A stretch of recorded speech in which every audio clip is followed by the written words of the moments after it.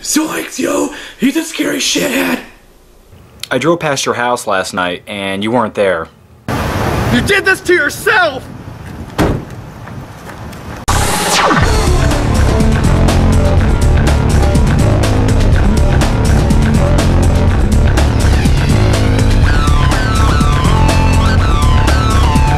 Scooby-Doo Mystery Incorporated is a reboot of some old show.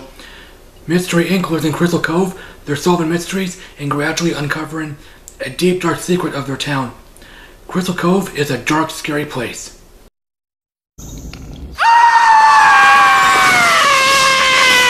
I'm a casual Scooby-Doo fan. I was maybe 6 when I first started watching. I seen the first show, the Scooby-Doo show, and 13 Ghosts of Scooby-Doo. The first live-action movie came out in 2002. I didn't see it in the theater. I seen it in December after my 14th birthday. I thought it was fine. I've seen it maybe 5 times. I recently tried watching it. I couldn't get into it, not to my surprise. A second live-action movie came out in 2004. I never was interested. I never felt like seeing it. 2 TV movies were made. I recently watched the trailers for the hell of it. They sucked. Warner Brothers wants to make an animated Scooby-Doo reboot called Scoob. It's a decent idea. A PG-13 live-action reboot would have been better. The first movie was originally going to be PG-13. I would have loved to see that movie. I recently watched Mystery Inc. on Netflix, I mean the Canadian Netflix. Season 1 was removed, which was a shame. Is it on the American Netflix? The show will be removed on October 2nd. I guess people got bored. The latest show, Be Cool with Scooby-Doo, was recently added. It looks crappy. Someone compared it to Teen Titans Go, which is on Netflix as well. I'm skipping both shows. Mystery Inc. is great. It's really different but familiar. It's more serious. It's serious but fun. I know that sounds weird. There's less humor than the original. There's enough humor. It's serialized like 24 and Prison Break. There's an ongoing story arc. Most episodes have their own mysteries, but most episodes gradually move the story forward. Yes, it takes place in the modern day. There's a scene where Fred texts Daphne. This may sound like nothing. We see the kid's parents. Oh, Scooby talks more. Season 2 opens with a recap. The gang solves a mystery. The criminal is Fred Jones Sr. He reveals he's not Fred's dad. He kidnapped Fred when he was a baby to prevent Fred's real parents from re-entering the town. The gang goes their separate ways. Fred becomes a hobo. He searches for his birth parents. Shaggy gets enrolled in military school, and Scooby gets sent to a hellish farm. The gang gets back together to stop a criminal terrorizing the town. He's a grown man dressed up as a baby. That really sets up the show's goofy tone. This mystery or chase lasts 3 episodes. The story arc is the gang is searching for the missing pieces of a planisphere disk, a mystical device that can open the gateway to an alternate dimension. Yes, this show uses supernatural stuff, but not all the time. It doesn't use magic or demons, although there's an episode where someone dresses up as a demon. Spoilers!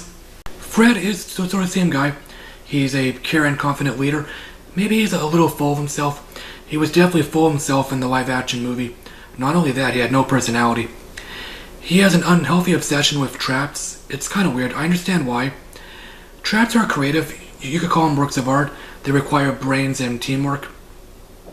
Fred's in love with Daphne. I guess the old show implied that. Fred was naturally heartbroken when he found out Fred Jones Sr. wasn't his real dad. His birth parents soon returned to Crystal Cove. Without spoiling anything, they're terrible parents. Let's talk about Shaggy. He's my favorite character. Matthew Lillard is playing him again.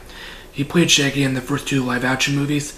I don't know if he was broke or if he wanted to continue playing Shaggy. I guess it was the latter. He and Scooby provide most of the comic relief.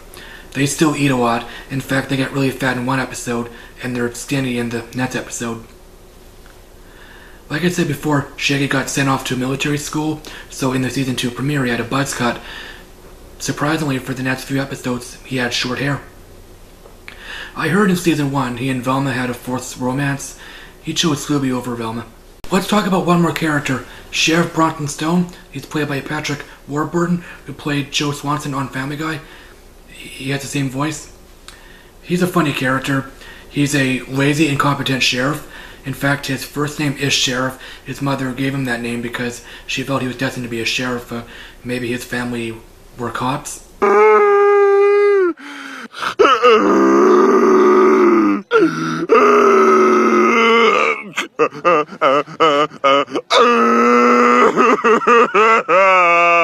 So, in conclusion, Mr. Ink was a good show. It's fun, it's different, it was a real treat.